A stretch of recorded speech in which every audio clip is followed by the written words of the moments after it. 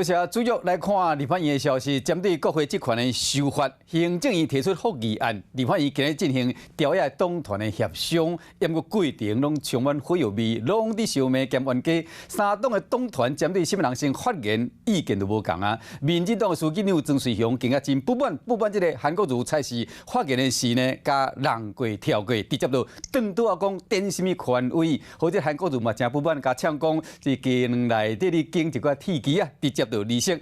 最后嘛是有协商的结果，决定讲伫6月19要进行专业委员会复议案，伫21要投票表决。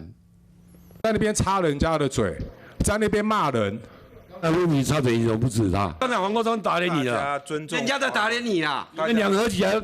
狼狈为奸没有用了。党团协商国会职权修法，行政院所讲的复议案，开会开不到半点钟，敢若决定什么先发言，都冤家用没冰岛。回到你身上，什么？哦，我这个叫吼，你这个才叫吼啦！我挑战你刚好而已啦。喊再大声一点。你也还可以大声一点啦，你也可以大声一点啦。你为什么支持我讲话？终于知道你为什么血压会高了，因为你太不讲道理了。这边是俩讲的等到啊，加上郭建明少连续攻击，而且拢是针对院长韩国瑜，伊起一个直接离开。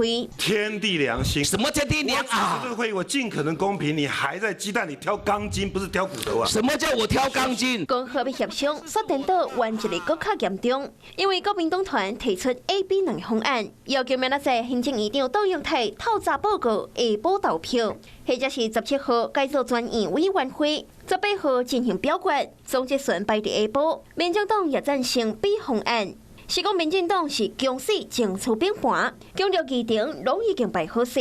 复议案的表决第21或者是29号进行，时间会较长，加在最后总算是有共识。融会贯通了，就是2点。第一个，重复很简单，6月19号、6月20号我们召开全员联谊会。第二，6月21号投票。那政党的比例决定是11比11比2，每一个人讲10分钟。复议案赶进度，朝野继续前锋。